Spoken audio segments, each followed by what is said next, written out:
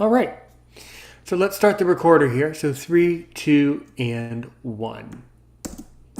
Welcome or welcome back, everyone, to Aaron's Opinion. We are very honored and glad to be joined by our next guest today, Mitch Creedy. Mitch, I understand that you have a lot of questions for me. You have a lot of things you want to tell me about your different experiences you've had over your life. But as you know, I basically start any episode and run every episode the same way by asking only one question that will help us to get through the conversation. Who is Mitch Creedy? Wow, that's a big question. And before I answer that, I want to just thank you You are so for welcome. having created this opportunity for me to be here today. So, if I think about who is Mitch Creedy, I have many, many intersectionalities. I'm totally blind. I was born in South Africa, and I'm also identifying as non-binary. So there's a lot of different intersections to me. But basically, if I have to think about who I am, I'm really someone who's passionate about community, and I'm passionate about creating community around me, and just being a good human. I've recently had some very interesting experiences that have made me really think about what is important and what really isn't important. So I love that question. You do know what question I'm going to ask next, right? Hit me with it. So let's talk about those interesting experiences that you recently had. What were and are those interesting experiences, and how have they changed your life for the worse and for the better?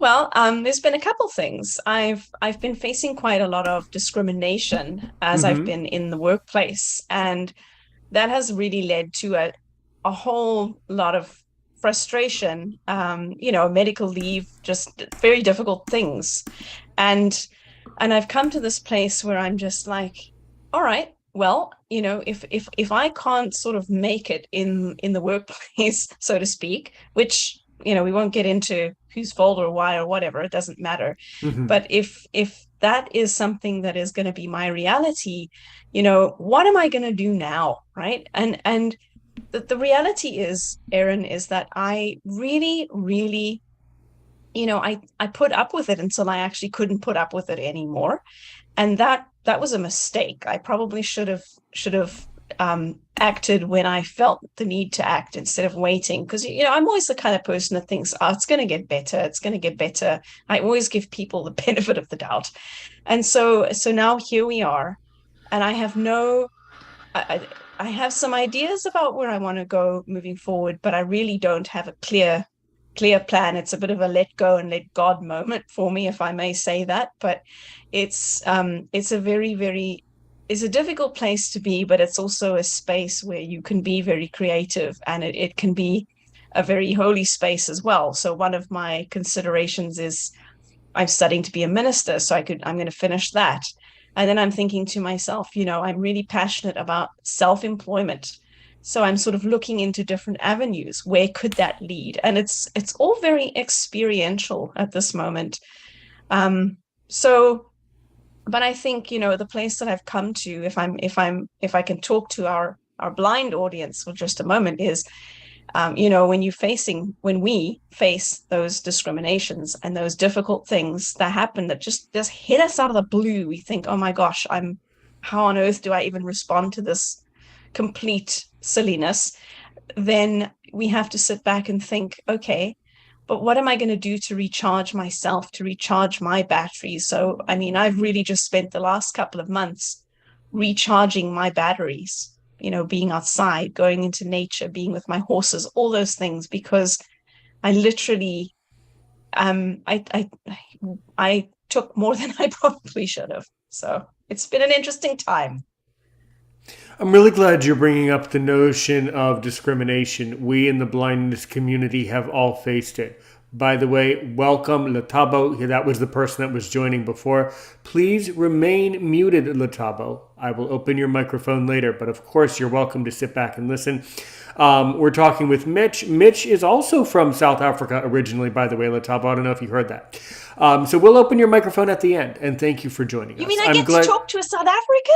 I get to talk to South African. Well, apparently one of our greatest friends and fans here on Aaron's Opinion, we'll hear from him later, happens to be also from South Africa, from Pretoria. We'll keep him on mute, and he's an extremely respectful guest who actually knew how to mute himself. So thank you for that. So please remain muted over there, and we'll get to you at the end. But yes, Mitch, I really appreciate the fact that you're bringing up discrimination, because all blind people, if not all people, face and need to overcome discrimination. And first of all, I think that overcoming discrimination is a life skill. We all have to overcome being discriminated against in some way. There are, a lot of discrimination. Now, I believe that you're now living in Canada as a Canadian person now, I believe, right? Yes, I am. Right, right.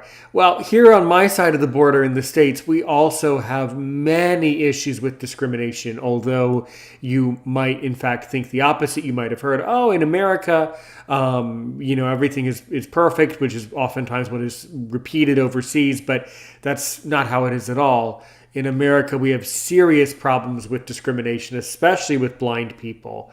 And the problem that I'm noticing is that the discrimination gets worse and worse the older you get. When you're a Yes. child, you don't notice. When you're a teenager, you let it go.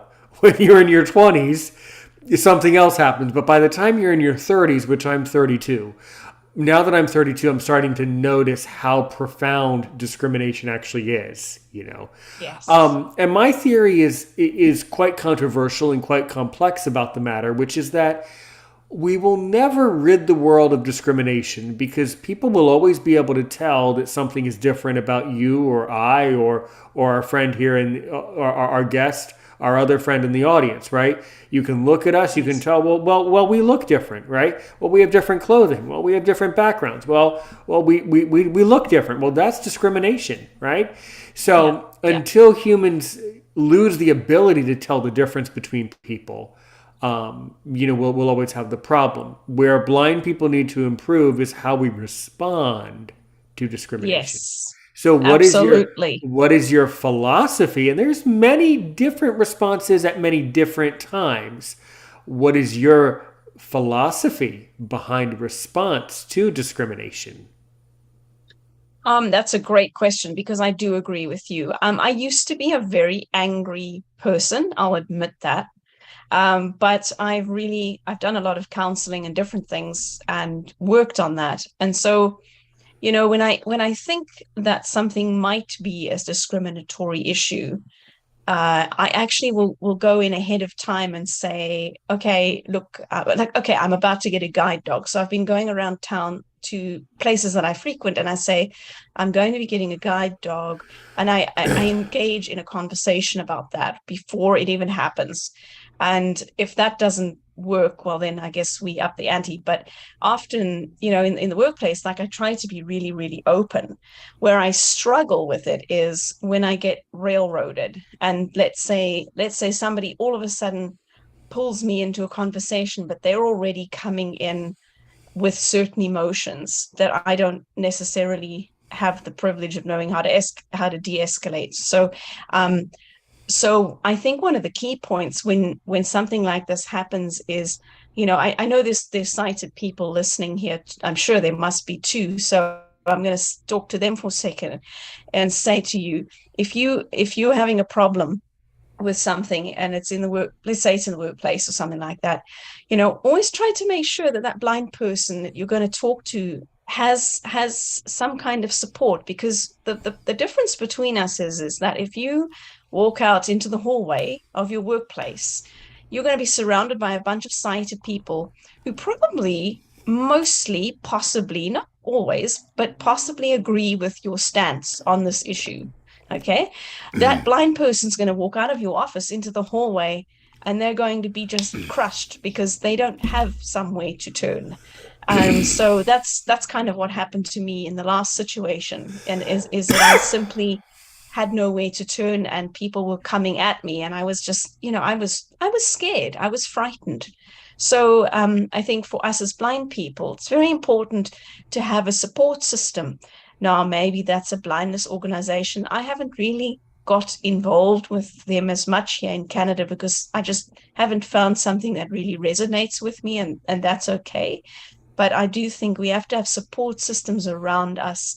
We have to have moments where we simply are able to let our hair down and say those things that maybe we shouldn't say in a public context, but we can say them now because we're just in our safe place. I think that I've found counseling very helpful if you're able to access counseling.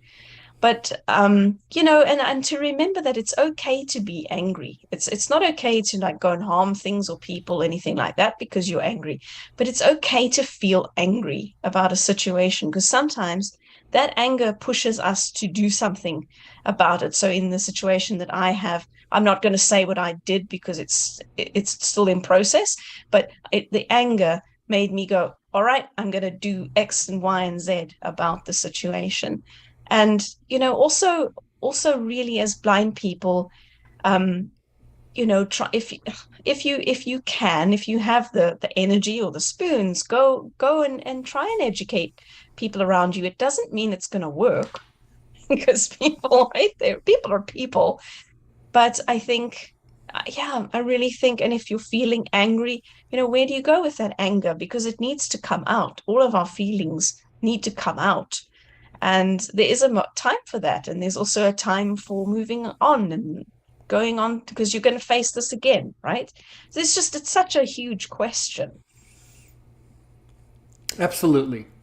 And I think you're right. It is okay to be angry as long as that the anger is translated into action and actionable steps in actually combating and successfully resolving the issue.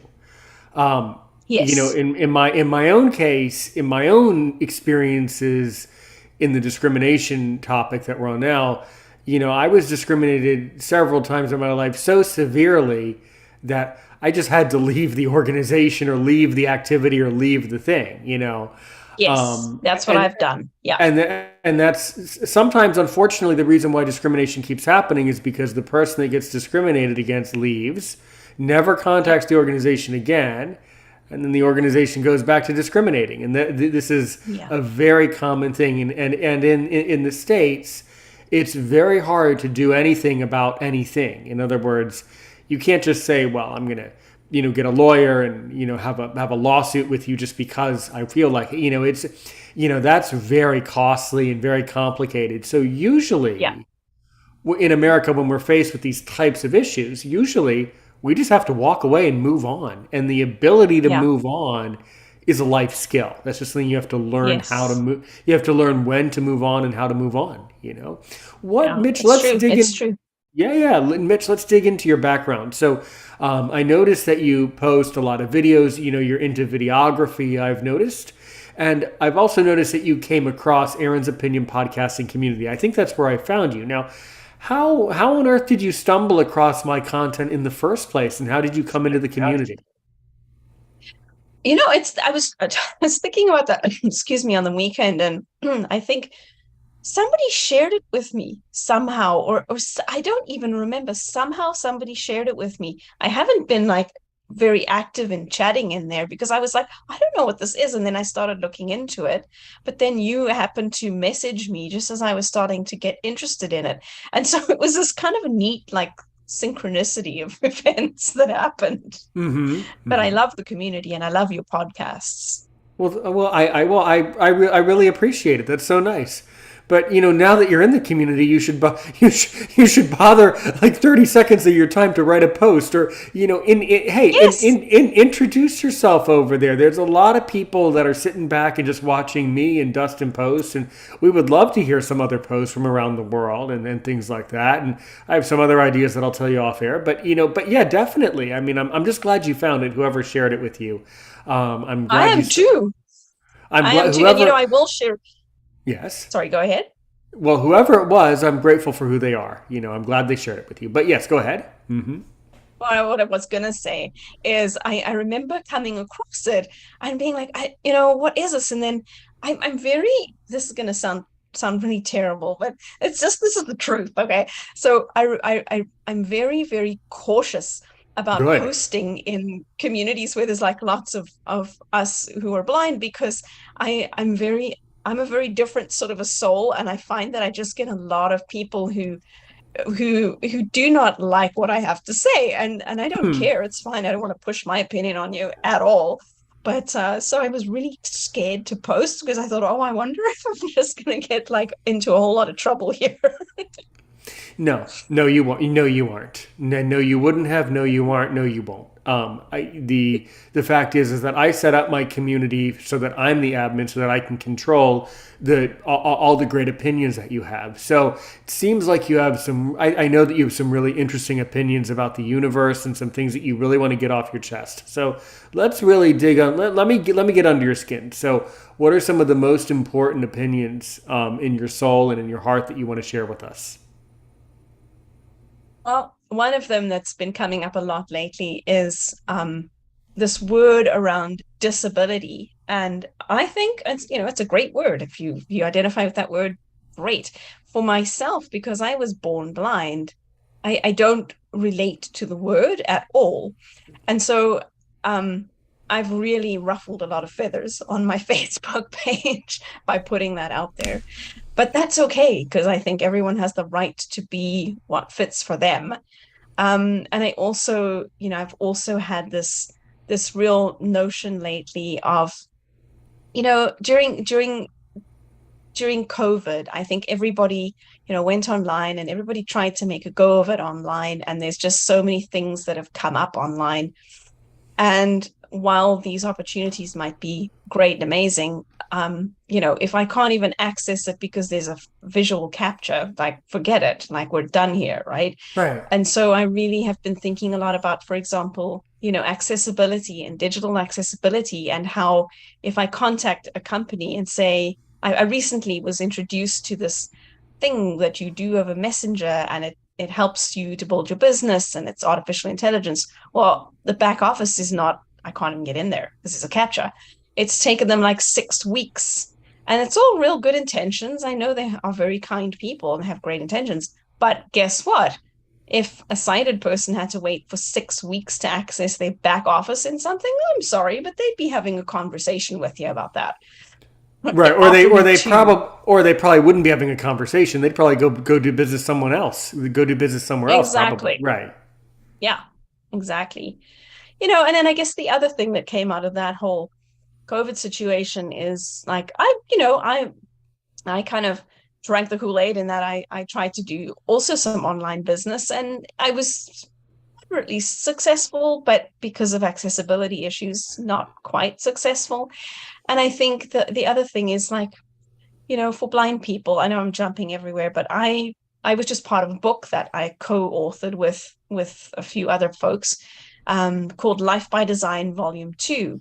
And it was all about just balance in life and how to create balance in life. And the sad part of it is for me is that, I wrote this whole chapter on Ubuntu and Desmond Tutu, and, and my journey with Ubuntu. And unfortunately, what's people have taken from that is what an inspiration I am because I'm blind. And so I haven't even been promoting the book because I've been feeling really discouraged, because truly I am blind. And the chapter does feature the fact that I'm blind, but I put out so many cool universal principles in the chapter, and I'm like, I wish people would interview me and talk about that instead of just what an inspiration they think I am. Like, to come on your podcast has been amazing because I knew that you weren't going to do that. I've been refusing like interviews because I knew that that's the direction they would take. What are your universal principles? Well, one of them is just that whole concept of we're all interdependent. And that's what the chapter is about. There's this philosophy that I bought into for a long time. I'm 45 now, so but in my 20s, I would have bought into this whole thing about I have to do everything myself. Um, and then I was actually having coffee with a dear friend of mine here in where I live on Vancouver Island. And she said, Mitch, why don't you just take more help? And I said, I don't. What do you mean? I said to her, what do you mean? And she said, no, but everybody needs help in some way. And I thought, well, are you just saying that because I can't see? And she said, well, no, she has her own history with her own illness. And so she had said to me, when I was going through that, I needed help and all this. And I didn't really think about it until COVID happened. And then I started needing help in ways that I'd never needed help before because like there wasn't assistance in the grocery stores. Like you couldn't get assistance to find things.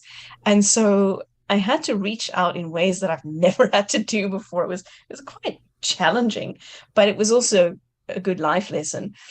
And so now I've come to this point where, I'm not independent, I'm interdependent. And, you know, sometimes people give me gears about some of my travel skills because I get overstimulated with a lot of noise, and I don't think that's got anything to do with my blindness. I'm not sure what that's got to do with, but I find it extremely challenging. And so there's things that I just don't do on my own.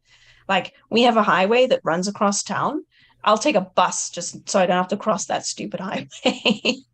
But I mean, I can do it.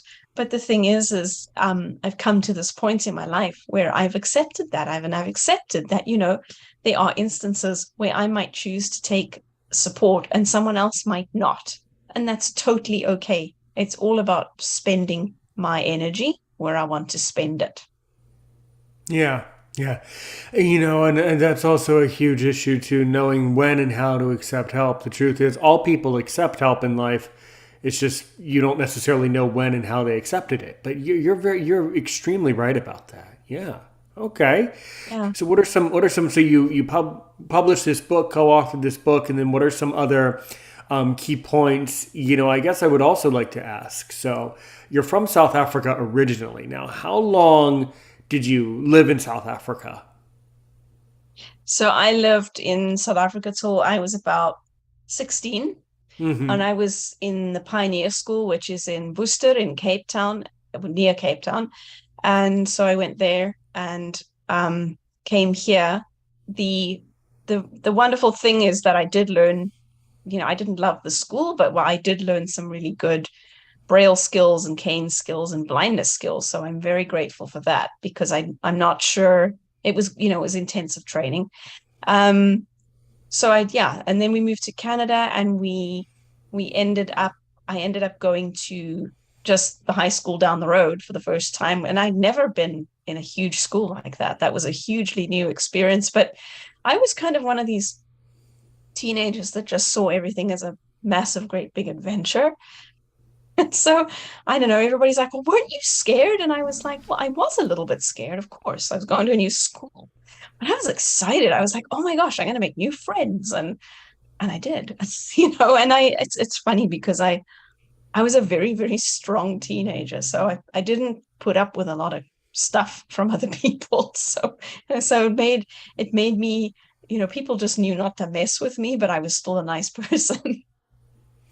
Yeah, and that's hard. It's hard to find the balance between being just strict enough and being just nice enough. It's very tricky. Very, very It tricky. is very tricky. But I Yeah. really got involved in the music program. And so, like I always say I've worked with a lot of blind students in the school system since that time. And I say to them, get involved in something like that you love, like music or art or whatever it is for you, drama, whatever it is for you, like join those electives. I'd almost have you take one less academic and take a year longer to go through school so that you can take electives because those are where you're really going to meet the people, and those are the people that are often going to accept you because for in my case I was a good musician, and so that was recognized, and so it helped me to break down that barrier. Hmm. Sure, sure, absolutely. Yeah, music is a huge thing for. It played a huge role in my life. I played the flute for many years of my life, and yeah, that's a huge thing for So did people. I. Yeah. I played the flute Now, as well. now I find that the instrument now is podcasting. I always wanted to be a talk show host my whole life. This is what I want to Mm. do. I love I just love talking to people. I also love listening to people, and I spend an enormous amount of time listening to other podcasters from all over the universe every day. So that's where I had all these ideas. But no, everything you've said really resonates well with me. We started Aaron's Opinion during the pandemic, and I discovered that people around the community needed to have certain questions answered, and I would create audio files and answer questions. And that Hmm. became a podcast over time, which developed and I guess morphed into what we have now. So that's, Wow. yeah. I remember also just reading your bio on Facebook. I think you've also done some journalism work, right? Yes. Yes, I Yeah, have. talk I about did. that. Yeah, I loved it. I did a little bit of reporting for Accessible Media Incorporated, which is it's a television. Well, it started as a television channel, but it's also radio. It's really expanded. But basically, it's a channel where you can get accessible content. So they have described movies, and but they also have little segments that people like me would have gone and done. And so I would do a lot of segments on well, one of the most memorable was I went to a garden in Vancouver in Canada that was basically an accessible garden for people with disabilities, and I interviewed some of the people there, and it was a beautiful experience because, well, I love gardening, and so basically I spent time learning how to be a reporter, but then also learning how to extract the story from people. And I haven't had any formal training. I have tried to get back into it, but I haven't really done much of it since then. I've kind of moved on to really wanting to do more working for myself and that sort of thing. Exactly, exactly. So let's expand. So tell me how can a garden be accessible? What does that mean? Right, so that's a good question. So they had like raised beds so that somebody that was using a wheelchair for mobility could wheel up to the bed and use whatever they were doing in the soil, they could reach it much easier. They had different things like that, and they also had some volunteers, so that if there was a piece that you maybe were struggling with and were needing support with, they would just support you in the way that you perhaps needed the support. And it was also, obviously, it was all flat as well. It was all like, there were no steps and things, but there were, ramps and things like that, right? But in this, the surfaces were very easy to wheel. If you had a walker or a wheelchair, they would be very easy to wheel around. There wasn't as much thought put into like blindness, but that's for blindness, it's more techniques that you might learn in the garden, like how do I label my seeds and my, Okay. those types of things. Okay. Yeah. Well, that's great. Gardening is a hobby for many all over the world, and it's an important skill to be able to plant vegetables, flowers, trees. I mean, that's really important, and that's really good for people to be able to have that experience to create a beautiful environment. And of course, then it helped the environment and ecosystem of that area in Vancouver for sure.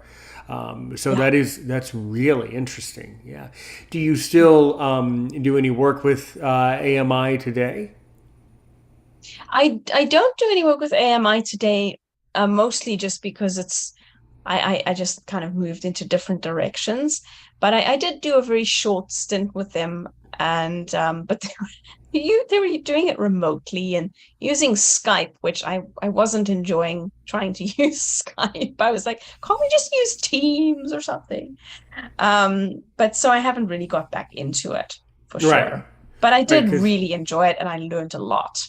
yeah, because now you could run a whole news. You can. We basically we're running a TV show right here on Zoom. You can just use Zoom and have people Yeah. reporting on things just through Zoom. So it's very easy to do that now and have a newscast right there. So yeah, Yeah. Yeah. Yeah.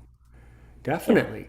Well, that is all extremely interesting. And then you're also interested in the entrepreneurial side. So what are some entrepreneurial ideas that you hope to be able to do in the future? And what's your whole theory about, business? What's your whole business theory, by the way? Well, I actually have. it hasn't been very active because life has been happening to me, but that's going to change. I've been working a lot with entrepreneurs who have disabilities, and the reason that it's a more sort of interestingly challenging audience because we all have different situations and things. But the reason that I've kind of picked that is because what I'm finding is a lot of people are trying to just to like give you some context. So for myself, I've tried a number of network marketing companies and stuff, different things like that, direct sales, different things like that. I've had limited success with them. And sometimes it's because of access. Sometimes it's just because I end up not jiving with the principles that are going on. So there's different reasons why it hasn't worked out. And I started to think to myself, I'm finding that that's quite a common theme for those of us who, especially those of us who are blind. A lot of us have tried so many things and they don't necessarily work. So I started a Facebook group and I decided to, for example, people will ask, well, how do you post videos if you're blind? So I'm going to do a little, well, I did a little segment on my Facebook page last week, but I'm going to do another little segment on my group, right? So you can have some real tips, and maybe we'll all post videos, and then sighted people can give them feedback. Okay, well, this is how your camera lined up, and so then this is how, because a lot of online marketing is video and picture, whether we like it or not. That's the way it is, right? Um, but my philosophy on business is really changing into, you know, so there's a need to create something that is for us, like for but by us, right? So for me, it's like I want to create something for myself, and then I'll know that it's actually going to work because I'm a little bit overdone with people coming in and saying, look, oh, I've got this lovely product, and usually the products are lovely and I'll use them, but then I try and get into the system and it's like, well, products might be great, but it's a darn shame I can't order them independently. So I really think for blind entrepreneurs, especially, it's kind of like find something that you are passionate about or good at or that you want to do, and see if you can make a business out of that thing. And sometimes that means, maybe that means creating courses or creating content, which, in itself can be challenging because you've got to make funnels and different things, and you've got to find platforms that work. But one of the things that I've really found helpful is to hire, not hire, because I did a little package deal where I got myself a virtual assistant, and I don't use them all the time, but I definitely use them for the things that I need them for. So yeah, I think there's a lot of conversation to be had amongst the blind community, because there is a space for us in the online marketing community, but I'm not quite sure where that is, and I'm not quite sure that it's the conventional way. I've been trying out a lot of different things and platforms, and ruffling some feathers and all that, but and because these things are all designed for the sighted in mind, right?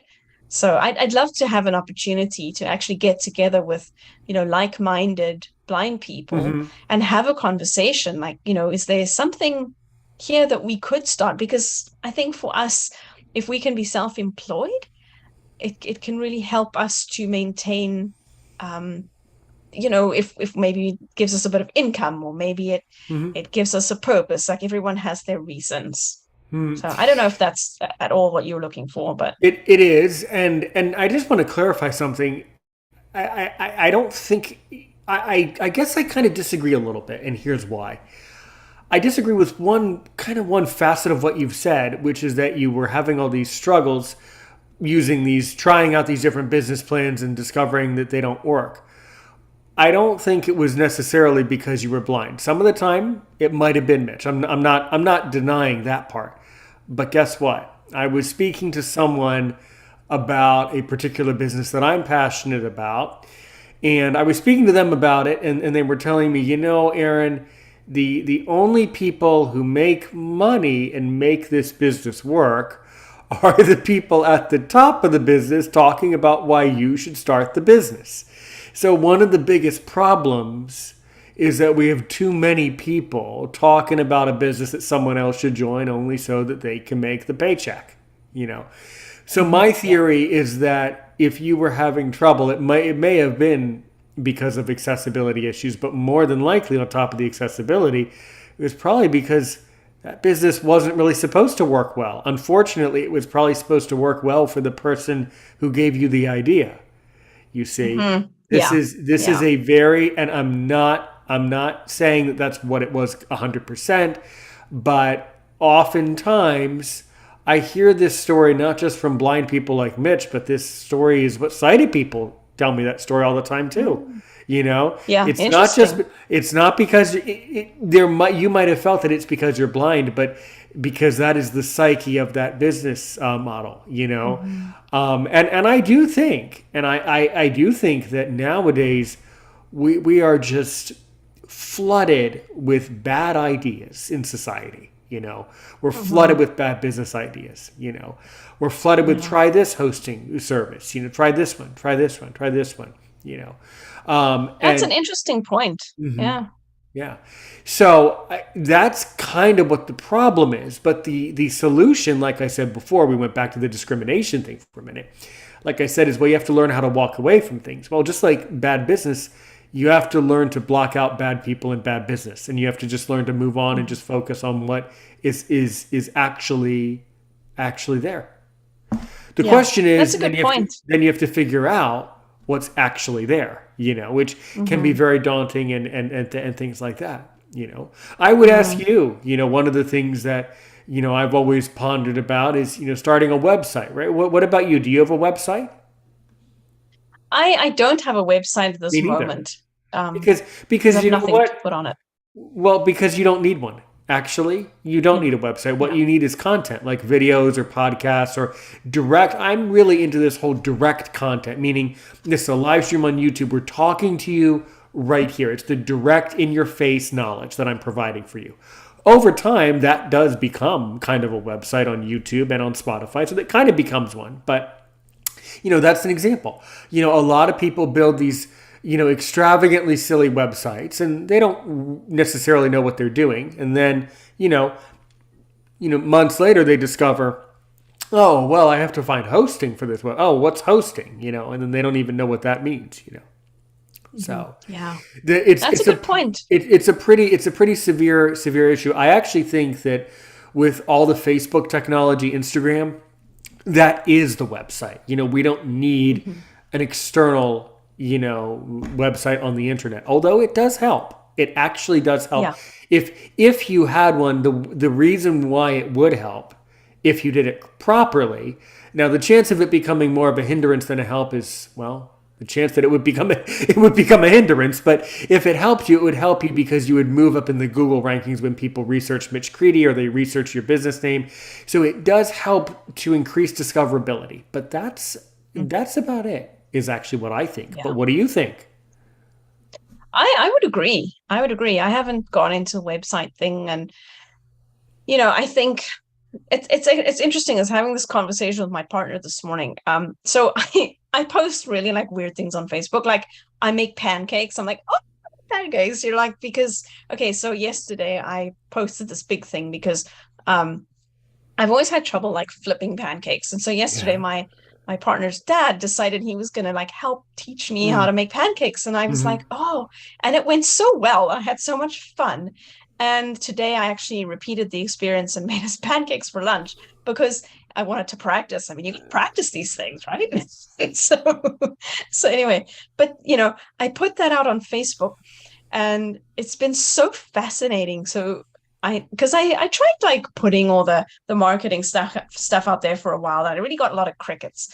And for the last few days I've been putting random things like the pancakes and how do you take a video if you're blind, and all these kinds of little things that I just thought, oh, what the heck, this is what I'm doing, and I'm just going to post it and see. And I've had so many people coming out of the woodwork now contacting me. Like this morning, I had someone from South Africa, and I need to get back to them actually. But telling me, "Oh, I want to have you. I've got a cooking group on WhatsApp, and would you join and tell us about making pancakes?" And I'm thinking, you know what, this is, and I said to my partner this morning, oh, excuse me. I said to my partner this morning, I said, the reality is that these posts that I'm doing about the silliness in the kitchen, and how many raspberries are on my raspberry bush, are getting a lot more traction than all the marketing posts. And I said to her, Hmm. it would be fun to find a way to somehow leverage that to something that was part of a business or something, but who knows. But it's so much fun. And I've had people commenting on stuff that I've done and saying, hey, I've always wanted to know how to do that, and I didn't know that you could do that when you were blind. Can you explain more of that? And so it's been really fun. That's really cool. And because you know what, people want to see real stuff like cooking pancakes and things like that. Those are things that people want to see. Hey, I'm glad you know how to do that. That's good. That's good. Between you and I, it doesn't excite me, but I'm glad. But the most important thing is that you enjoyed doing it and that it was positive, right? It was something positive. It helped you to communicate with others. That's all fine. I'm really quite fine with that.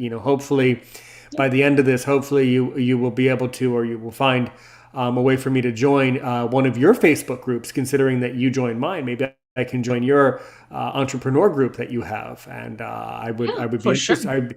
I'd be interested in that.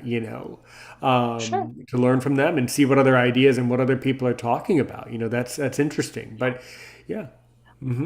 Yeah, and it does, it does create, it just creates a bit of community. And when you join it, it has an option for you to put your email address in. And I always say to people, do it or don't do it. I don't really care either way. But because my idea is, once I figure out what I want to actually do with this group, because I've kind of changed fields a little bit here, is I'd love to start sending out emails that just give people something to gravitate to in the middle of the week, or Let me something let me like t- let that. me well let I me well let me help you. Let me help you with the emails. Let me tell you about that.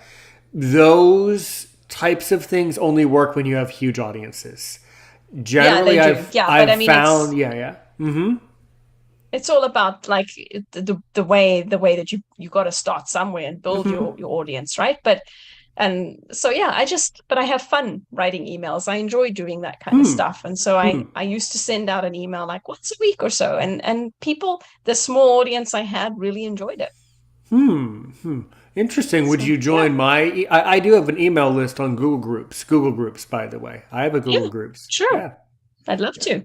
Yeah, that's cool. I've never had someone to see. There you go. So yeah, I think that email, sending knowledge through email can work, but you have to have a large enough audience for it to really kick in. Yeah. Yeah, you do. Absolutely. But there again, right? You've got to have a large enough audience, but you might as well start building that audience. I actually know someone, not personally, but I know someone who, she's on my Facebook. She's fascinating. She started out like us, like me anyway, building an email list and kind of just kind of one step at a time. And now she's got a really, really big audience, and her marketing, because she doesn't enjoy a lot of technology. And so her marketing niche is actually a lot of it's done by email. She's absolutely fascinating. She runs like workshops on this whole concept. It's really quite cool. It sounds like well, whether they're sighted or blind, that sounds like a future podcast guest. I would love to pick their brain about the psychology behind the email. That would be Yeah. that would be a cool conversation to just talk about really how emailing works and what part of our psyche that's really attacking. Yeah, that's Yeah, really. she might be a really interesting guest. Now, I mean, she's into other marketing things, so I think you would want to just see where you went with it, because I don't know her quite as well. But the piece that Hmm. I've connected with her on is the email piece. Hmm. Because during the pandemic, she did so much, and her emails were actually really quite neat at that point, because they were of service to other Right. people as well. Right. They were of That's service. the thing is when you're creating something for other people, you have to think, well, this is fun for me to do, but is this what the other person wants? That's a huge that is a huge issue. Yeah, yeah, Cool. and hers really were. She tailored them to the pandemic. So anyway, whatever. I digress. That's interesting. Yeah. Yeah. Yeah. So, since you've lived in Canada all these years, have you do you ever go back to South Africa? I've been back once, and the only reason I haven't been back is because it's just quite expensive to go back. I haven't been able to afford to go back, but I'm in touch with a lot of people in South Africa, and I've got a lot of connections that I keep in touch with and friends and things like that. I've really kind of enjoyed maintaining, and I think with our technology now, we've just got so many ways to maintain those connections. Like when I first came to Canada, you'd phone granny and grandpa once a week and nana and granddad the next week kind of thing, right? It wasn't like now we would be able to get them on WhatsApp and we could send messages back and forth every day kind of thing. Right. Right. Yeah. Yeah. And now people can join, these Zoom meetings. I mean, this Zoom stuff, I mean, this is amazing. You can start your show and invite the world to join you. And one of our greatest friends. All right. How about, well, do you want to talk to our South African friend down there? I would love to. All right. Go ahead and unmute, man. And his name is, of course, Letabo. He joins us from Pretoria as soon as he can get unmuted. So Actually, look, yeah, I am unmuted actually. yeah, now you But are, yeah, yeah. yeah, So I'm sure you have some questions for our guests. Thank you as always, man, for joining us yeah. in the audience. You are the one and only audience member we've ever had. So what True, questions? true. So let's direct the question to Mitch. What do you want to know about Mitch Yeah, from you, but first, Letabo? Sure. before I just want to introduce myself Okay, go right before I ahead. get into yeah, before I get into all the Q&As and all everything. Well, just to introduce myself, my name is Letabo Suguja. I'm from Pretoria, South Africa, as Aaron has said. Um, and I'm also a radio presenter in two radio stations. One is Zollywood Radio, which is based here in South Africa in Pretoria. One it's UBC Radio that's based in the US and in New York. So yeah, and I'm also a voice actor actually. I've been doing my voice acting for quite some time. I think it's like 2 years, almost 3 years now. So my question is, since you said you were from South Africa, I think you said in Worcester, Cape Town, right? So I just Yes. want to know, what year were you born? I know it's a strange question, but I just want to ask. Oh, that's no problem. I was born in 77. And by the Ah, way, so nice to meet you. Like yeah. how cool is it that I get to talk to another South African? That just made my day. My goodness, you're the same age as my mother. It's Seriously, hilarious. 77. Yeah, 1977. So I'm 45. Which means you're the same age as my mother. Oh my gosh. But okay, let's get back to the questions. So, You're hilarious. were you born blind or you were born sighted? So I was born prematurely, and in those days Okay. when that happened, they sometimes didn't quite get the oxygen levels right. So I had Uh-huh. too much oxygen in the incubator, and so I Oh, was okay. basically blind from birth. I had a little bit of sight as a child, like a Oh. little bit of light perception and color and stuff as a kid, but Uh-huh. like yeah, I always say to people, basically I was born blind. Wow. Well, even for me, I can literally say that I know Aaron. I told him before. I think that was back in 2021. That yes, I was born blind as well. Because I had I can say I had trauma before because also it created also some type of disorder called epilepsy as well. Um, Hmm. so obviously when it comes to that, and I've been having quite a lot of complications, speech impairment, hearing impairment, and it was quite a lot of stuff that was going on because I had like many disabilities in one. That's one thing I can really say Hmm. on that.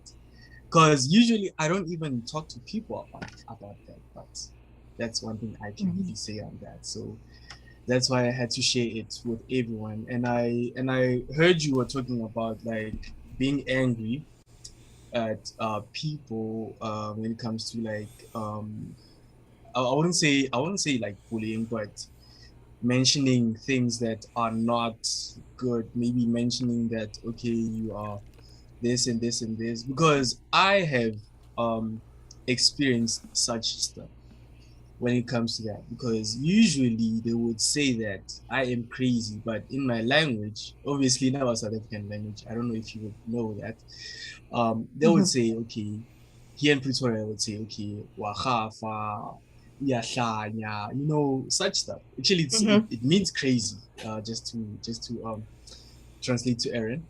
So, because even for me, like it was kind of like a toxic thing for me to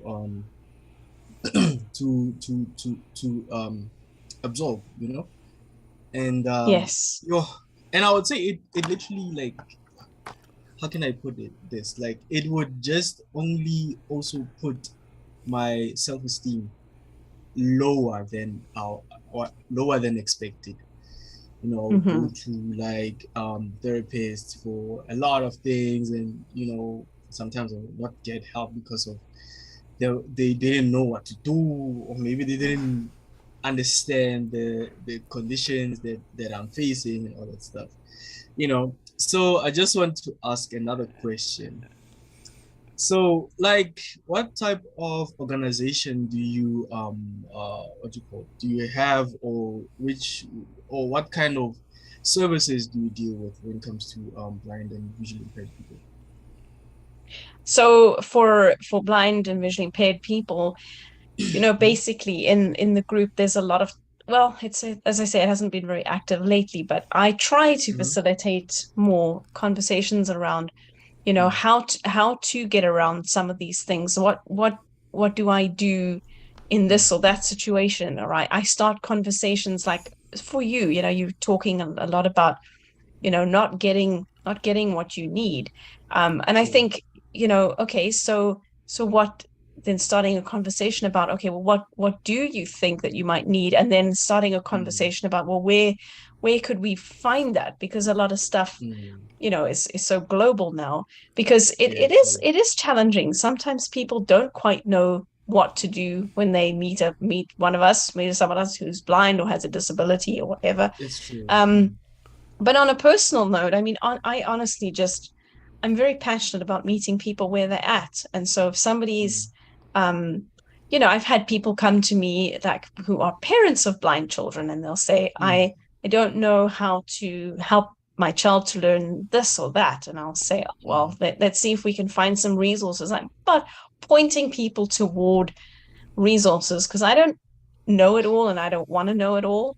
But I mm, think empowering people to access resources. I never want to be someone's only resource. Like, that is frightening to mm, me, to be mm. someone's only resource, because that means they're way too reliant on me, and I'm not the be all Mm. and the end all. Yeah. So yeah, I don't know if that helps a little bit. No, it does. It does, because usually, like, as I'm saying, like now I'm visually impaired, because I would say I'm night blind. For some people didn't know. Mhm. Because because I did acquire for mobility training. I think it was early this year at South African Guide Dog Association. Since then, it hasn't helped and all that stuff. But I just thought that no, maybe there'll come a time where I will get mobility training at some point. But with these kinds of groups, I think I might need those kind of groups, just to conversate on different issues, and also maybe to invite some of you guys on my shows that I do on radio, just to conversate more about it. Because um I've been interviewing people. Actually, there was someone from here in Pretoria, who was actually who is a chairperson of this organization called NDE. It's called Masaki-san Disability Empowerment. Um, like he's the kind of guy that I remember. I don't know how I met him, but yo, that organization, they help a lot. They help a lot in terms of Mm. sports and other services as well when it comes to blind and visually impaired people. So yeah, these kinds of services or these kinds of groups, like we dearly need them, to voice out our opinions. Like Aaron's opinion also, it's another platform that also we have to voice out our opinions as well. Mm. So that's one thing that I can really, really, really say on that. And it's another awesome platform. Obviously, we can also um, dwell into as well. And actually, my last question is, what form of technology, when it comes to blind people and visually impaired people, do you prefer to use when it comes to accessible devices?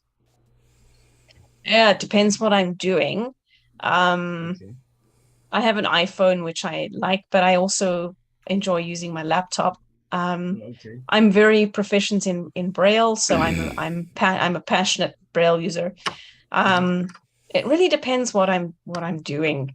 I Mm. think for me, the device that I'll choose to use is whatever's more streamlined for me. Oh, So okay. with posting videos and photos on Facebook, I tend Mm. to use the iPhone more. But Oh, if okay. I'm like right now, I'm on my laptop, so it just really Mm. depends. And just coming back to your thing about that you were saying about contacting an organization, I think Yeah, true. you know you feel free to friend me. Like I'm connected with quite a few blind people in Oh, South Africa, and maybe we oh, can okay. WhatsApp or something. And I'm Yeah, true. wondering if there might be an exchange of resources that could happen. Yeah, true. Cause my schedule can be a bit tight, but I make some time to maybe to if I'm not working, I just make some time Yeah, just to communicate with anyone. So any form of communication, whether on Facebook or on WhatsApp, it's fine. So I'll just send you a friend request because my phone is on a charger right now, but I'll just do it after the meeting, after this Zoom sure, call as well, actually. Yeah. great, Yeah, I think Aaron might send me the what you call the link to your Facebook. great, I great. yeah, I might. Yeah, I mean, is that okay, Mitch? Can I send him your Facebook profile? Sure. Yeah, my profile's public. I really just don't care. That's fine. Okay. Famous last words. Famous last words. They did. You didn't care, and then it was.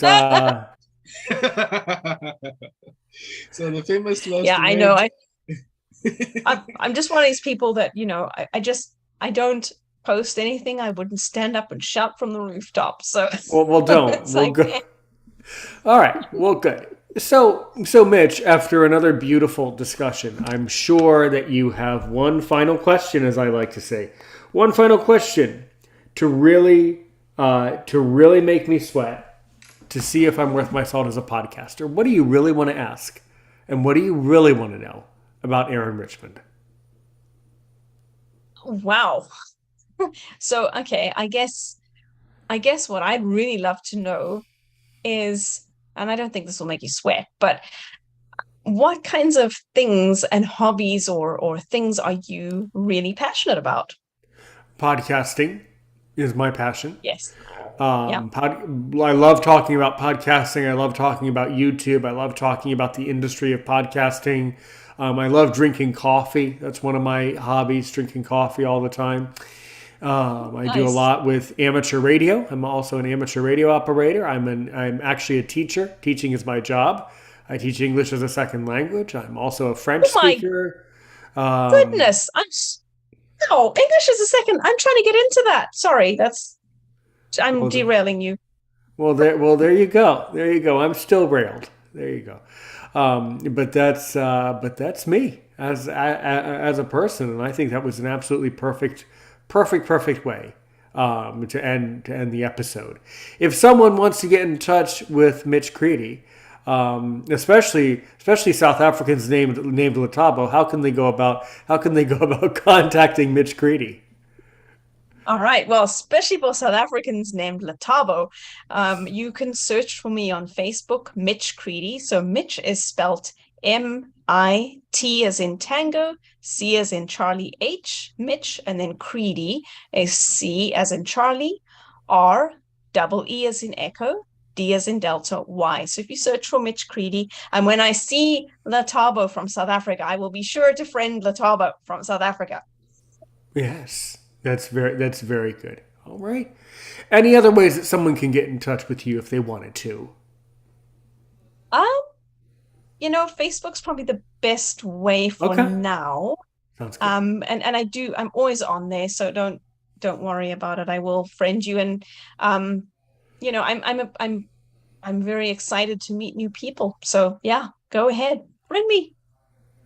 Sounds good to me. Thanks so much, everybody. Stay tuned for next week. Let's see, we got a lot going on in that par segment, by the way, on Sundays. Wow. So keep your eyes open for that on Sundays. We'll talk about that, all these things later. And that's where I want to end at least the audio recording, which is the first way to end this meeting. We actually stopped the audio. So by the way, so Latabo, why don't you unmute so you can end the audio? Because I know Latabo loves my slogan. Go ahead, Latabo. Help one person today, help a million tomorrow. You got it. For those of you who are still with us, for those of you who are still with us on YouTube, thanks so much for watching today's live stream. Don't forget, if you are watching this stream now and you want to know, well, when can I watch it publicly? Don't forget next Sunday, not necessarily next Thursday, but it will come. This segment will be part of the long form interviews that we hold every Thursday publicly. All right.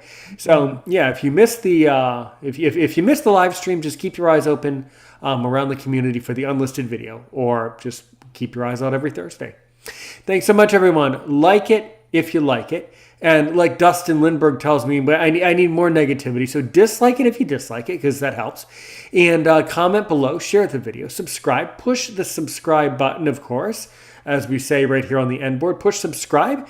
Don't forget to, I'm going to show you a video that I think you'll like. So go ahead and watch that video as well. That would really help you. All right, everybody. Stay safe out there. Mitch, we'll keep talking on Facebook. Lataba, we can keep talking over on the WhatsApp. And from here, though, I'm going to get going. And so thanks so much, everybody. Another great show today. Thanks so much. Help one person today.